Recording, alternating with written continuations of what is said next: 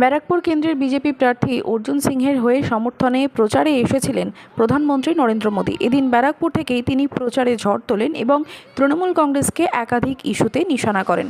প্রসঙ্গত, এদিন প্রধানমন্ত্রী নরেন্দ্র মোদী ব্যারাকপুরে পা রাখার পর তিনি জনসভায় উপস্থিত হওয়ার সঙ্গে সঙ্গেই তাকে অভ্যর্থনা জানান বিজেপির সমর্থকরা।